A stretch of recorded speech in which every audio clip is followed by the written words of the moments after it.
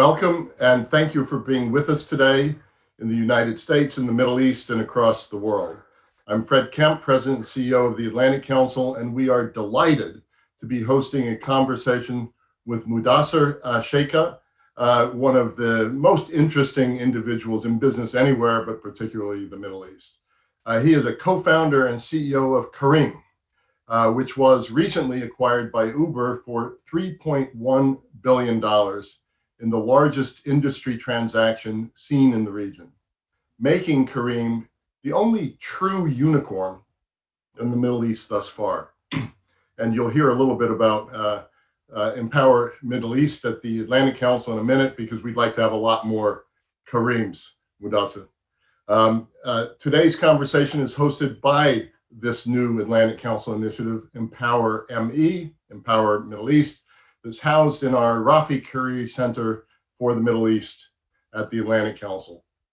Empower Middle East builds on the Atlantic Council's groundbreaking Middle East Strategy Task Force, co-chaired by former U.S. National Security Advisor Steve Hadley, a Republican, and former U.S. Secretary of State Madeleine Albright, a Democrat, and both internationally renowned.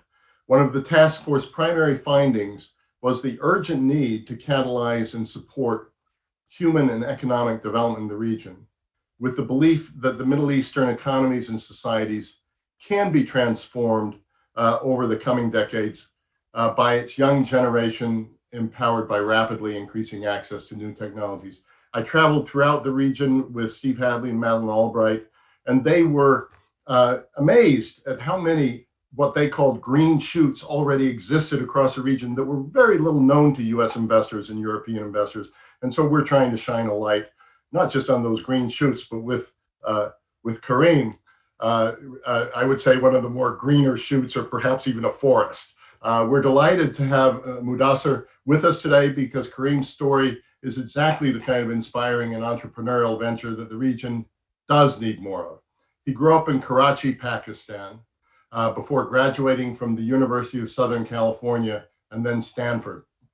His career in tech started with the Silicon Valley startup Brience, before he then moved back to Pakistan and co-founded Device Anywhere in 2012. In 2012, he founded Careem, which is now the leading technology platform across the greater Middle East. We also have with us Amjad Ahmad, who recently joined the council as Director and Resident Senior Fellow for Empower Middle East. Amjad is a venture capital pioneer and was based in the UAE for 15 years, and Mudassir joins us from Dubai. He established 2 investment firms in the region that provided over $1 billion in funding to over 50 companies. As director of Empower Middle East, Amjad is working to change the narrative about the Middle East beyond security and energy, and is taking a long-term view to invest in the people of the region to drive prosperity and significant job creation. Amjad's a big talent. He's a remarkable individual, and we do not think of ourselves as a think tank. The Atlantic Council believes the word think is a nice place to start, but you have to go way beyond that into action. And Amjad is an individual of action. Speaking of remarkable individuals, our moderator today is Hadley Gamble.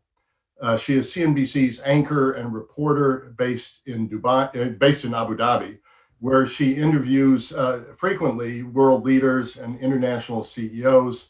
I don't think there's anybody in the business of journalism who knows the world of Middle Eastern business and Middle Eastern economy better than Hadley. It's an honor to have her with us. I will now turn the floor over to Hadley to kick off our discussion with Mudassir and Amjad. Later on, Hadley will open the floor to questions from all of you. As a reminder, this event is on the record. To engage in the discussion, if you are joining via Zoom, please type your question in the Q&A box located on your control panel. We'll get to as many questions as time allows. Hadley, over to you. Great stuff, Fred. Thank you so much, everybody, for joining us. And I want to thank specifically the Atlantic Council, Empower Middle East, as well as Mudassir and Ahmed, Amjad, and Fred for allowing me to take this platform live. We are streaming this live not just on the Atlantic Council's Twitter, but we're also streaming it live on CNBC's Middle East Twitter as well. So you can watch this on various different platforms. And we're obviously thrilled to be a part of what's happening right here today. But in terms of what we want to do with this conversation, as Fred mentioned, we are going to be opening up the whole platform to questions in about half an hour's time. So we really want you to go ahead and log in. And this is basically what you have to do. You have to type your question in the Q&A box. Now, this is something that I'm completely incapable of doing myself, but if you are able to open your Zoom, you can see that box on the right-hand side and you're able to do that. So I would highly suggest you get those questions in, and I will definitely make sure that we get them in the mix for this conversation. But I want to kick off now with Mudassir and just ask you, you and I have known each other for a very long time. One of the things that I've always been fascinated by is the ability of both you and your co-founder, Magnus, to take your experience as consultants. You saw a problem, a niche in the market, and you went out there and you changed the world. And you were able to do that across multiple different platforms within a region that is not interconnected. You were able to do this across multiple countries, multiple cities. And then this company picked up by Uber in this deal that we have seen earlier this year, unlike anything else in the region so far. Walk us through what you see about Careem that made you different. Thanks, Hadley, and thanks, Fred and Amjad, for having me on this show. We debate this quite a bit at Careem as well. What led to some of the successes that we saw at Careem?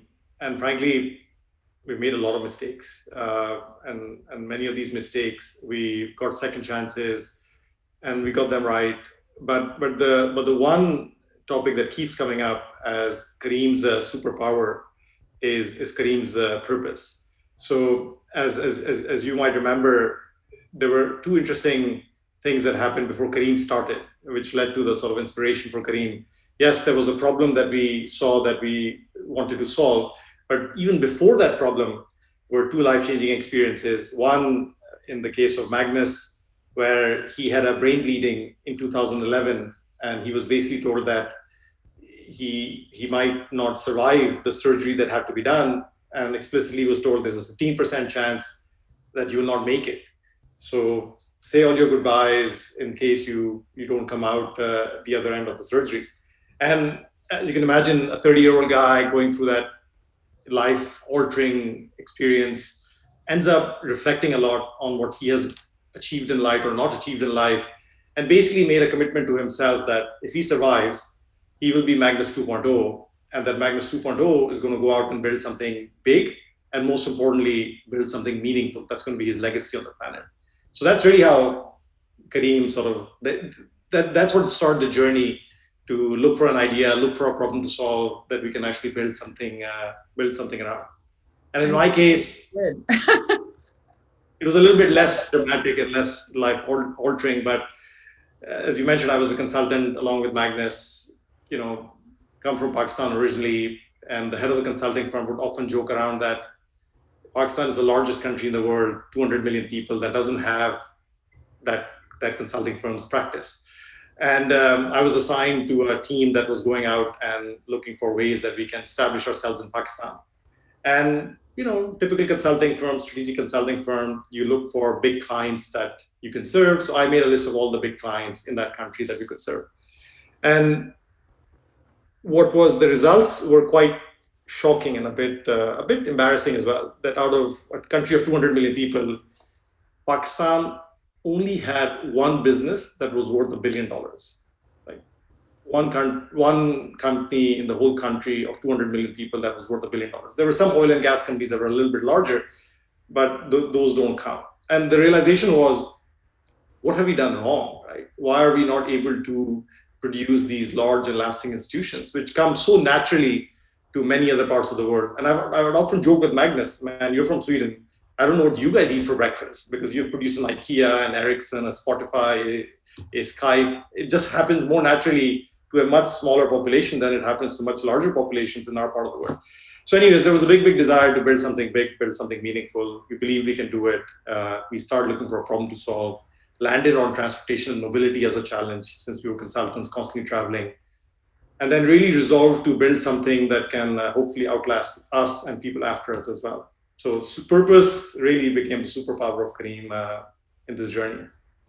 And in that journey, obviously, there have been a lot of highs and a lot of lows. I know having to lay off a lot of people earlier this year as a result of this global pandemic was a low point, I know, for you personally, because you really do feel about the guys that you hired that they are family. And you understand, I know, the interviews that we've done in the past, the significant social impact that you have, not just on the lives of your captains, but also on the lives of women in the Middle East, in terms of their mobility and their ability to take jobs, not just as captains, but able to take rides in places where that prior to sort of Careem coming into the market, they just didn't have those opportunities. I want to ask you, with regards to the pandemic itself, obviously we've seen Uber stock taking a hit and then currently right back on top as a result of this news about a potential vaccine coming into the market.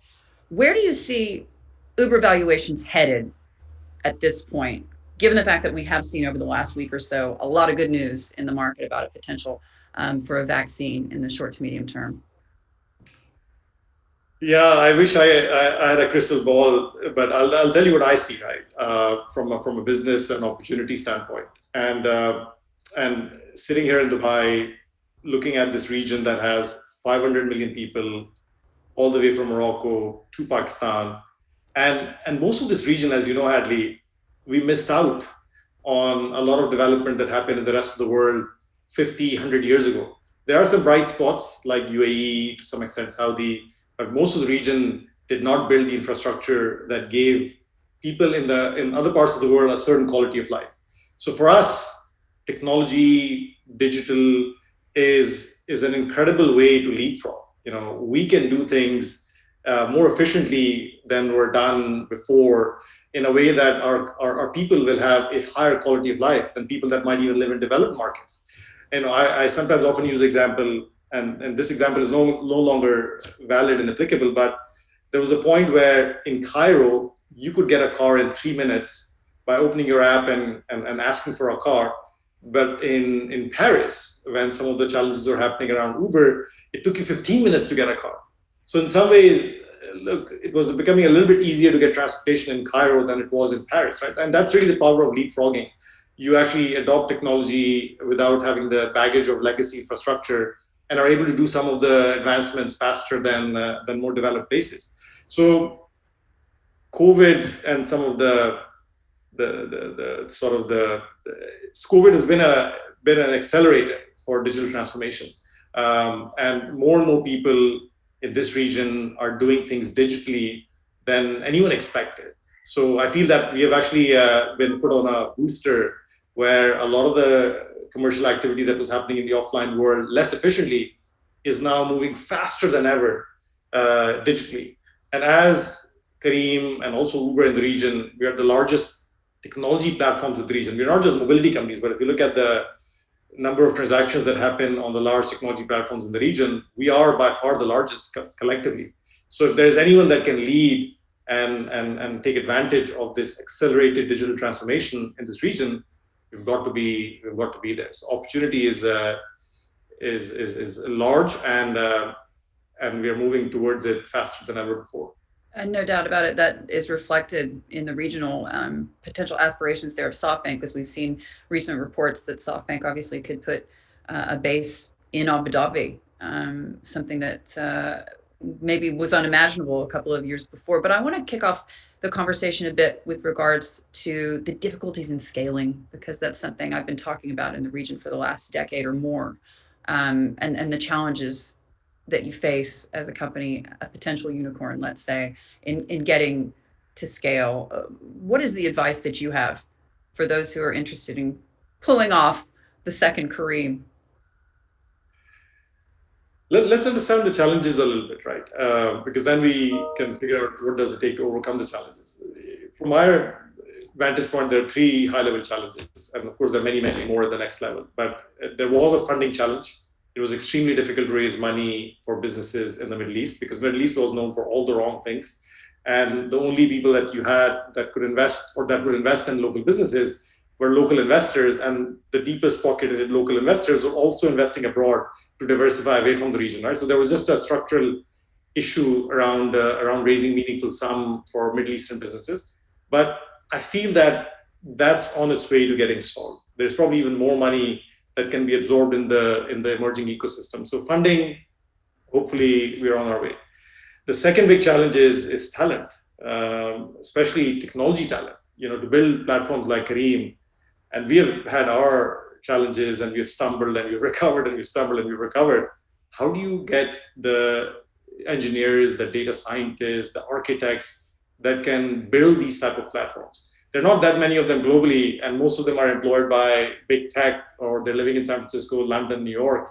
It's not straightforward to build that technical capability in this part of the world, because we don't have our native technology universities, right? We are importing talent from everywhere, and this is not a home to many people. So that remains a big challenge to build a strong technology team, strong technology leadership team. And the third challenge, which is a challenge that is super complicated and has a lot of geopolitical challenges that come in the way, is that the region is extremely fragmented. Imagine if the US worked in a way where if you start a business in California and you wanted to expand to New York, you'll have to register a legal entity, you'll have to get new payment licenses, you have to get new SMS gateways, office space, all. If you had to target the US and you had to register 52 legal entities and do all of the things that you had to do in one place, how much innovation would happen in the US, right? You just break up the opportunity and make it super expensive and difficult to scale. That's how the region operates today, right? The region has these 20 countries with very different regulations.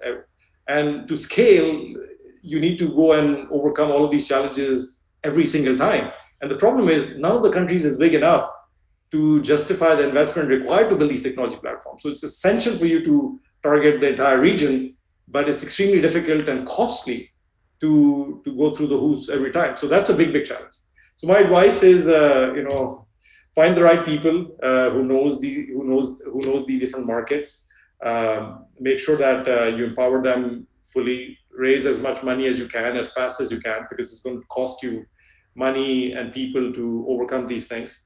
And on the talent front, yes, you may be able to acquire some global talent and get them to move to the region, but you will most likely need to lean on some external tech hubs for talent. And we had to open an office in Berlin at some point to access the talent that we needed to build Careem. Amjad, I want to bring you in at this point. Obviously, you have a great deal of venture capital experience in the region. Just on the point of scale, this is the conversation that we revolve around on. Walk us through where you see those challenges as well, because I know you're pretty much on that same page.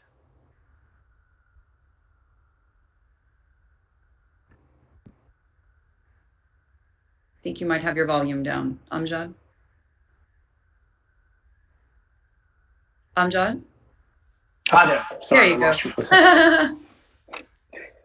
The innovation at work. go. Yeah, you were mentioning scale. Yeah, so I was just saying if you wanted to weigh in on that point, because I know as a venture capitalist, this is something that you've looked at in depth. Yeah, look, I think Mudassir really hit on a very important point, which is scale is critical for investment. And I think what we've seen is it requires a lot of funding to scale in the region, given all the inefficiencies, whether they're direct barriers or indirect barriers. So raising a lot of capital becomes critical. And I would say it still is a very important problem in the region. I think where you see the skew today is that there's seed funding and very early stage funding, but I think scale funding is lacking to a great degree, which means you would have to go out to the global investor universe. And unfortunately, FDI to the region is a trickle at this stage because the perceived risk and the real risk is significant.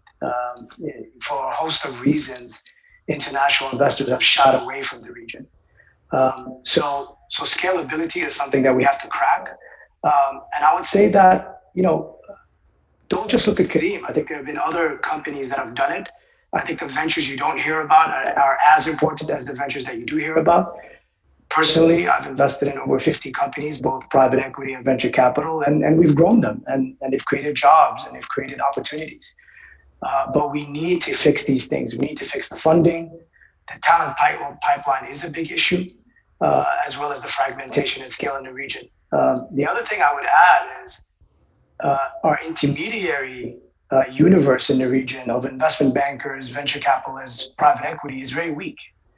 So that industry needs to be built so we can get funding to the right opportunities for them to scale.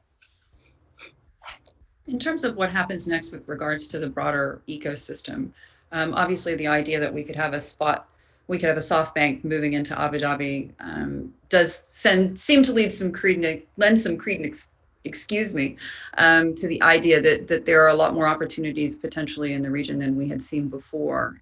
But with the global economic downturn, oil prices where they are, the investor community has said to me time and again, it's just not the right time to make those big kind of investments. Mudassir, where do you see the opportunities specifically? At a high level, Hadley, there's a big offline to online migration that is happening at an ever faster pace in the region. So just to give you a sense of scale, in the region, there is about $1.8 trillion of consumer spend that mostly goes through offline channels. So you going to a mall, you going to a store, you going and paying bills, that's mostly done offline. Before the pandemic, 2% of this was happening online. Now the estimate is it's somewhere between 3 and 4%. So basically what you're seeing is that this offline channel, which was quite inefficient, that is now increasingly moving online, creates a lot of opportunities. It creates opportunities not just for people that are building websites and e-commerce and apps that are providing these services, but there's a whole value chain of services that you need underneath these platforms to serve those needs. So you need delivery companies, you need payment businesses, you need SMS gateways, you need CRM companies. So there's a whole host of technologies that need to be built to enable this offline to online migration. And for me, this is where the big opportunity is. And as Amjad mentioned, for good or for bad, global companies have not prioritized the Middle East. So in some ways, it's a handicap that some of the innovation and adoption hasn't happened, but it also creates a lot of opportunities for local entrepreneurs and local businesses because they don't have the same intensity of competition that you might face in a China or in India or some other markets where global companies are rushing to go in and make a market. So huge opportunity with less competitive intensity, I would argue, than some other large markets. But of course, with its own sense of challenges. But if it weren't those challenges, it wouldn't be still open. There's one question from Hadley. Yeah, go ahead. No, I just want to add to that. I think to say for investors who say this is not the right time, it's actually the best time to invest. These down markets have proved to be some of the best markets to actually invest. And I think this one in particular, you have a lot of trends that are accelerating. I'm involved in about 10 venture capital technology companies, all based in the region. And I would say 9 out of the 10 have exhibited unbelievable growth during this phase. And I think what's more important is not only has their growth been impressive, but their unit economics have gone through the roof. So they're making more money, they're doing it more efficiently because they're not having to go out and acquire customers through expensive channels anymore. Customers are actually coming online more and more. So it's been a very interesting time for tech in the region. And I think investors who are ignoring it are not really doing the right thing. In terms of those models, in terms of the private equity space, that's one of the questions that we've got right now. I just wanted to bring that to you guys' attention and have you weigh in, Amjad, on this one. Do you see the public equity markets in the region as a potential source for that primary capital for these new ventures? And about potentially as well as an exit for venture investors as well, whereas this avenue is still closed? And how problematic is that for MENA generally? I think it's a great question. And part of building a great ecosystem is having a very liquid capital market, which we don't have. I think the regulations need to change to allow more technology companies to go public. My feeling is within the next 5 to 10 years, you're going to see more of that. I think it will be a viable exit, especially for technology companies going forward. But structurally right now, our capital markets need to go through a big significant change. I'll tell you one very important factor. In the US, institutional investors represent 90 plus of the market capitalization. So in terms of market volume, institutional investors, asset managers, big, large investors are the ones buying shares on the stock market. In our region, it's completely flipped. It's a retail market, which makes it very fickle. You don't have long-term thinking in terms of investment. And it really plays with the dynamics of the market. So that needs to change significantly. In terms of what happens next with regards to Careem, obviously with the pandemic, we've seen a lot of, you've just been forced to be a heck of a lot more flexible and mobile and agile. But one of the things obviously that you'd put in place way before the pandemic, obviously, was Careem Pay. And in terms of kind of diversifying what you guys do. One of the questions as well, Careem Pay as a spinoff. We've heard rumors it could be heavily invested in by the looks of Uber and Ant. Can you confirm what that might look like? Yeah, I think the question is one that we dabble with every day. The opportunity with Careem Pay is significant, and for the same reasons I mentioned earlier, massive opportunity. If you look at the region and the size of the opportunity as big as the Far East, if you look at most financial adoption metrics, they are below other parts of the world. And unlike many other parts of the world, you don't have the Ant Financials of the world entering the market, nor do you have local champions like Paytm, in the market. So there's really a void. And between Uber and Careem, we are by far the largest and the most frequently used internet platform. So this is something that we are acutely aware of, and something that we are planning to do a lot more with as the time comes. Amjad, one question for you as well. Do you see more startups and SMEs going to the UK and the US as we've seen lately, just as a result of how tough it can be to be operating out of MENA? Look, I think it's challenging. I think the beauty of investing and starting a company in emerging markets the way Careem has done is that you're adopting sort of this innovation that's happening globally to a very local market. And I think that has a lot of value. I hate to be pessimistic about the region, but I don't see a lot of innovation, true cutting edge innovation coming out of the region yet. I think we're still at that early stage where we're really adopting global models to our region versus us creating innovation for the rest of the world. I think in order for that to happen, there needs to be a structural change in the way we develop talent. Mudassir said it well. When Careem was being built, and frankly, a lot of the companies that are being built today, they're looking for talent outside. It's very difficult to get internally. So that means university changes, it means K through 12 changes, it means changing the mindset of innovation and technology locally, government, massive government R&D. And it's going to take decades for this to happen, but we have to start somewhere. And I think there's no better time than now. So I think startups that focus on local problems, adopting innovation for local innovation, I think those are going to do really great in the region. Adli, could I comment on it? Yeah. One thing that has changed, and there's a sea change in mindsets and ambition level that's happened. 8 years ago, if you spoke to anyone that is thinking of starting a business in the Middle East, they would not even think that they can be successful in the wider region, let alone build a business that would target the entire world. The ambition level of entrepreneurs is very, very different today than it was 5-8 years ago. Now people are talking about creating unicorns, creating decacorns, and it really starts there, right? If you're not going to have the right ambition level, you're never going to achieve anything big. So I actually feel that that move that you're referring to is coming from a very, very positive change that has happened in mindsets in the region. People are becoming a lot more ambitious than they've ever been, which is going to lead to, yes, a lot more success stories regionally, But here and there, we'll have global success stories come out of the Middle East as well. It's not going to happen overnight, but the right mindset is there now for it to happen.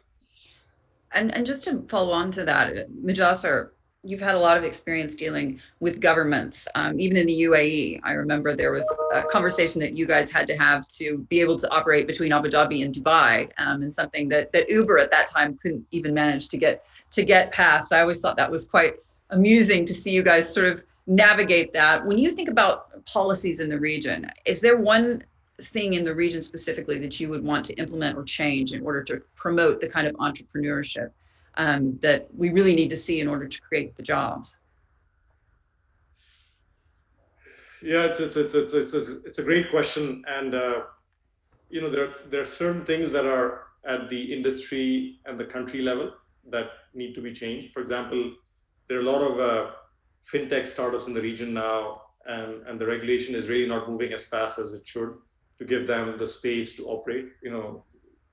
Referring back to some of the discussion that we had on Careem Pay, it just takes time to get the licenses. The overall posture is very, very conservative. So that's one thing that can be changed. And there are many other examples in other countries and sectors.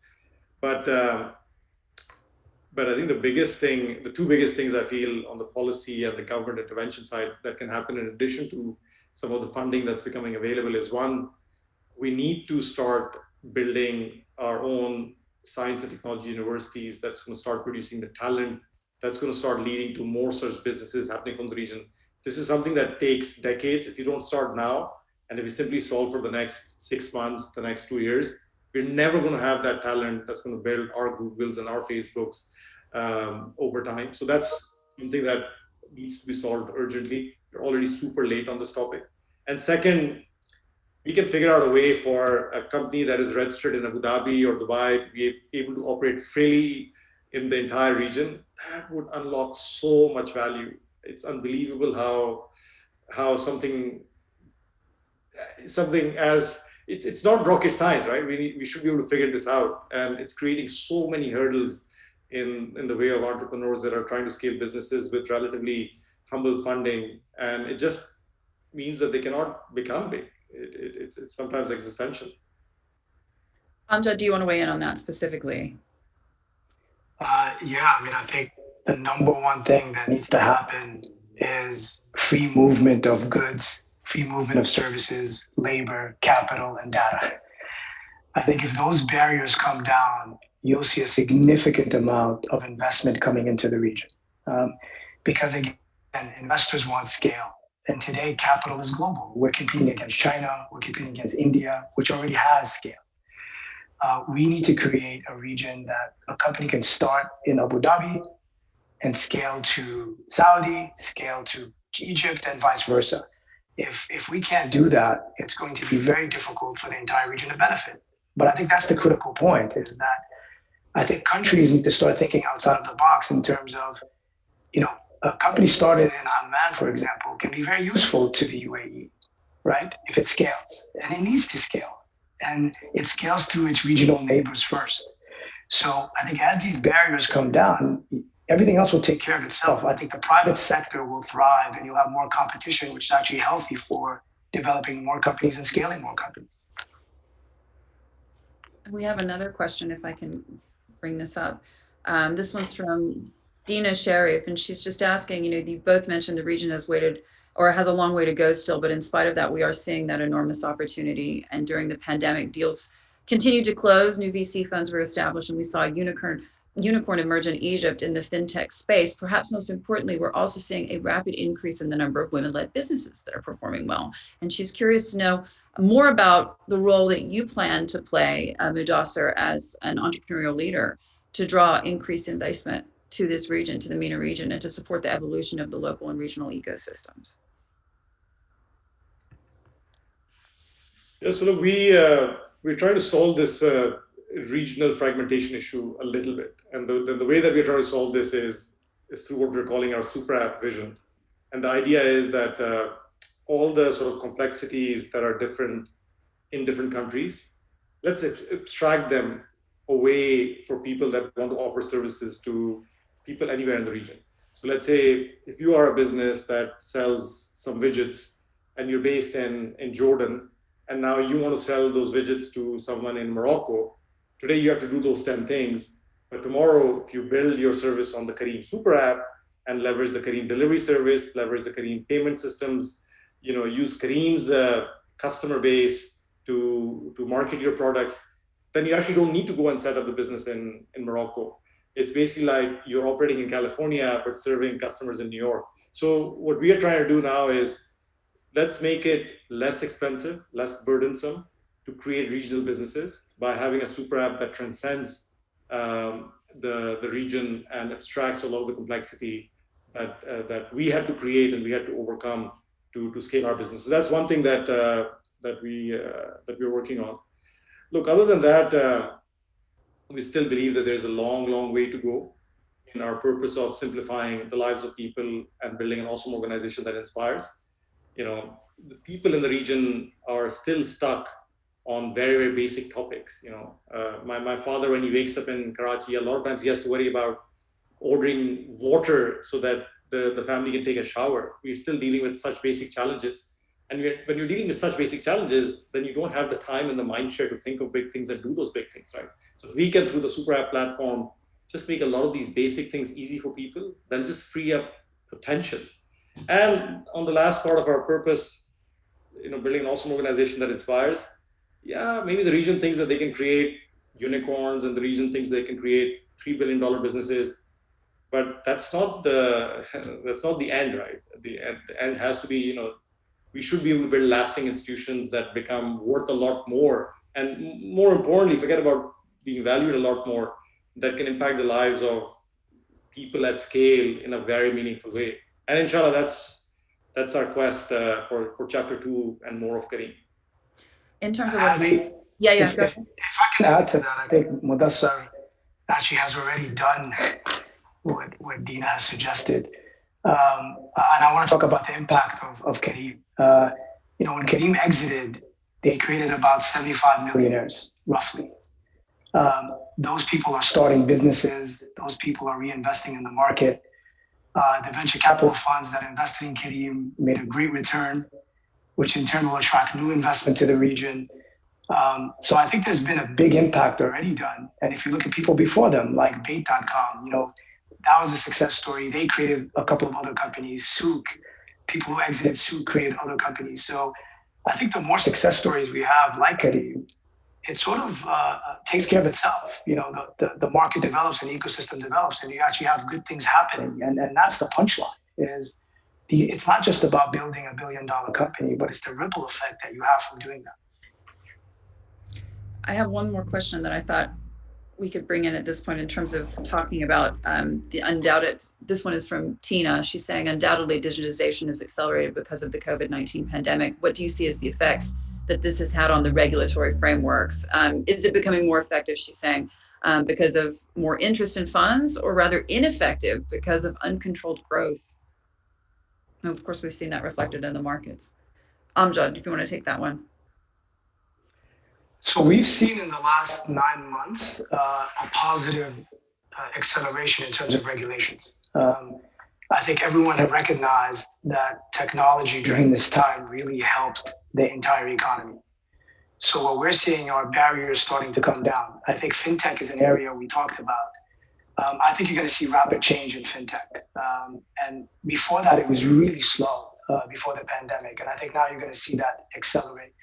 I think e-commerce barriers are also coming down because people are realizing that it's the best way to sort of deliver goods and get goods to people. And we've seen that during COVID. So it's actually had a really positive effect on regulation. Now, with that said, I think we have to control for the unwanted consequences, inequality, things like that. So the regulators need to do their job and they need to be ahead of the game when it comes to the unwanted things that come out of technology and innovation. And then for Mudassir, obviously the California court ruling in terms of Uber that we saw, this was Uber and Lyft, and it was basically, making drivers employees. Do you see that as a blow to the business model? And in terms of what that means for Careem specifically, because obviously country by country, Careem operates quite differently. Yeah, so So Prop 22 was in some ways a win, Hadley, in the sense that there's a middle ground between an employee and a contractor. So in some ways, we are actually taking inspiration from it in the region that, we need to create a safety net for our captains.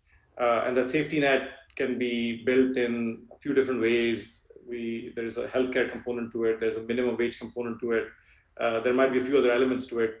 Now, the local regulation in our case does not mandate those things on us. But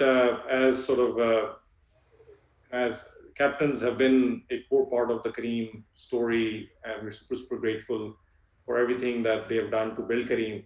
So we're proactively looking into what can we learn and extract from Prop 22 as a way to create a safety net for captains that allows them to prosper and sustain themselves in this environment. Do you think it's a bit of a dangerous environment for them? I know obviously having to lay off a lot of people earlier this year was very hard on you guys. But there were also questions about repatriation of a lot of people back from the UAE. I mean, the social consequences that we've seen as a result of this pandemic, no doubt, have had an impact on business. It's been it's a pretty tough time. If you sit in a car in Dubai and speak to a captain, you'll most likely hear that this captain is under 10, 20, 30,000 dirhams of debt because of the fee and the things that have piled up. Now, on our part, we tried to get them waivers for some of the licensing fee, some of the bank payments. We created a relief fund to make sure that we were able to support the ones that needed support. But the size of the gap is quite large. Now, a bit more on the positive side, some of the sort of emerging things, as Amjad mentioned, the regulatory environment is becoming a little bit open for captains as well. So, for example, we had people that were doing rides, and even though we had delivery business that was booming and that was growing, we were not able to offer them delivery business because regulations did not allow them to do deliveries. Because of the pandemic, that got relaxed. Right now, they can opt into doing delivery business, and they can help support deliveries. So there have been a few small changes like this that is making things a little bit easier for them. But the current environment is super challenging for captains, especially. No doubt about it. In terms of Amjad, in terms of what you guys are doing with Empower Middle East, in terms of driving that ability for job growth and entrepreneurs and investment in the region, what specifically do you see today that looks interesting? I think for us, and I think Fred said it earlier, it's about actionable things. We want to move the needle. And I think some of the things that are going to take decades are worth focusing on and worth doing. However, in the immediate term, the region has a lot of great human capital that we need to inject into the private sector. And I think you do that by bringing down some of the major issues. So what does that mean? I think that means, well, number one, how do we create an environment to start more companies, right? The more you start companies, the more chances there are to build more careers. Two is, how do you bring down the barriers to scaling companies? I mean, I can tell you right now that there are 10 companies looking for capital today in the UAE that are scaling, that are having a difficult time raising capital, although they've grown 100% year over year. They have a great team, and they're still finding it very challenging to raise an amount as small as $10 to $20 million. So we need massive more funding to come into the region, especially for that scale stage of corporates, because unfortunately the region is very expensive to scale. So you need that extra capital to do so. So our focus is going to be, how do we empower entrepreneurs?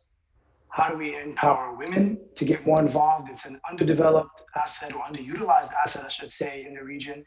Any matrix you see for women in the region, they're doing great globally. But we need them to be more involved in the economic sector. That's where we're lacking.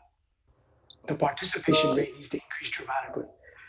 And then the youth part for us is tied to what Mudassir talked about, which is the talent pipeline. We want people to be able to hire locally. But for that to happen, it's not only about the university stages, it's really about K through 12. So the inclination to be an entrepreneur, the firepower to be an entrepreneur, do you have the support, the innovation, the technology? And I think that's a global problem, by the way. This is not just a Middle East problem. I think globally, what everyone is struggling with today is how do you build an education system for the jobs of the future, not the jobs of the past. And that's what we want to focus on. We have an opportunity to leapfrog and to actually start building a talent pipeline for the future rather than thinking about the jobs that no longer exist. I want to follow on to that specifically with Mudassir as well, and talking about the opportunities to build on what you've already built. Specifically, one of the questions in terms of building the infrastructure for other startups that you can use the platform you've already got to do that. What looks interesting to you? How quickly can you move on other ventures? So we are still in the building phase of the platform. So the super app, if you come to Dubai, you can do many things on the Careem super app. So you can order cars, taxis, order food, groceries, gifts. So a lot of things are already there on the super app, but these services are basically provided by Careem. So these are our services that we are enabling through partners on the ground. What we're working on now is sort of open up that platform to third parties. So let's say if you are an e-commerce business that wants to access Careem's customers and wants to use Careem deliveries and payments, there's an open API, you use it, it's the same across the region, and then you basically become a part of the Careem super app, and we basically let you expand much more rapidly than you would otherwise been able to do.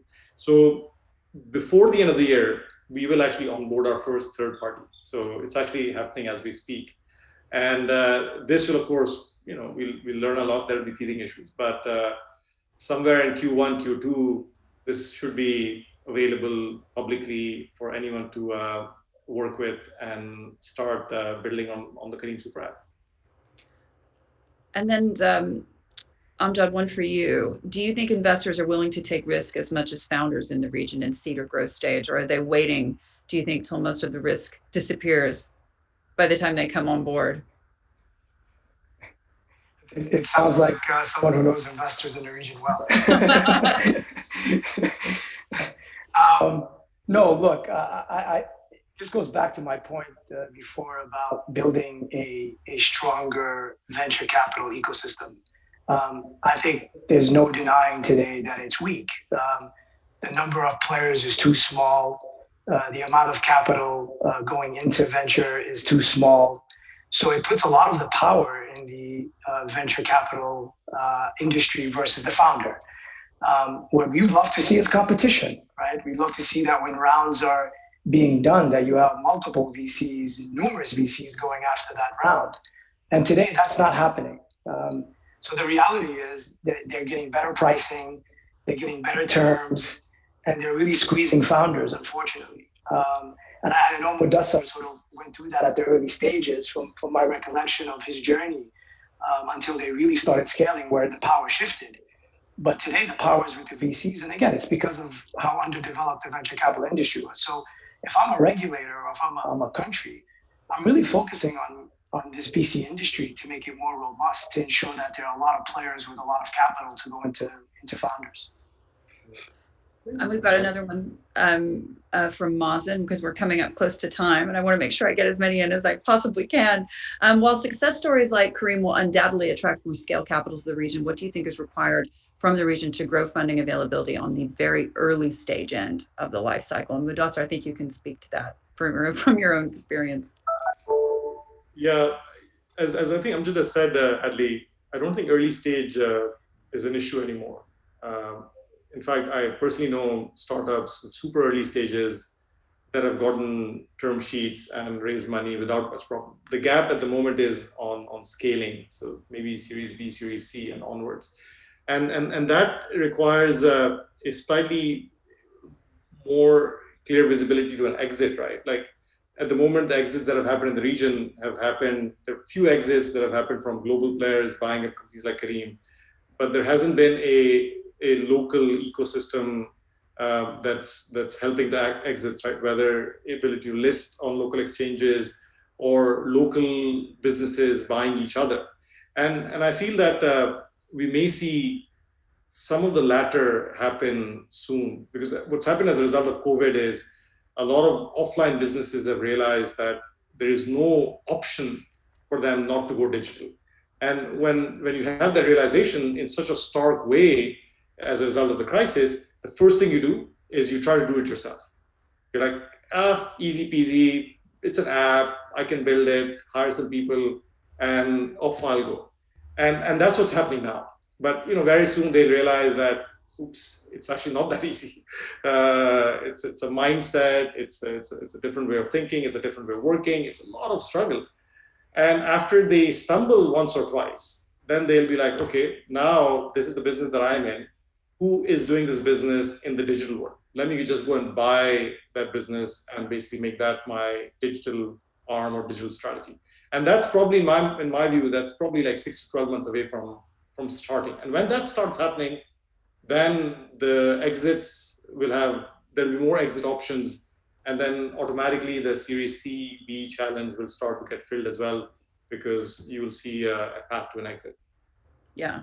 And in terms of what happens next, there's one last question that I thought was quite interesting, but it's a little bit of a long one, so give me a second. It's concerning the leapfrogging aspect of all of this.